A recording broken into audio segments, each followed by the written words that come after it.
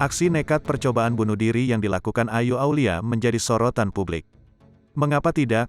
Ayu Aulia melakukan aksi nekat percobaan bunuh diri di tengah gosip miring kabar kedekatannya dengan Zikri Daulay.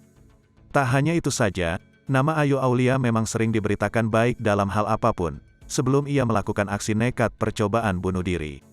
Namun, belakangan ini beredar kabar aksi nekat percobaan bunuh diri Ayu hanya settingan, agar namanya terus diberitakan selebgram cantik itu buka suara. Ia tak mau ambil pusing terkait kabar dirinya melakukan aksi nekat percobaan bunuh diri hanya settingan. Kalau itu bakal terjawab sendiri ya, kata Ayu Aulia ketika ditemui di Polres Metro Jakarta Selatan, Kamis, tanggal 10 Maret tahun 2022.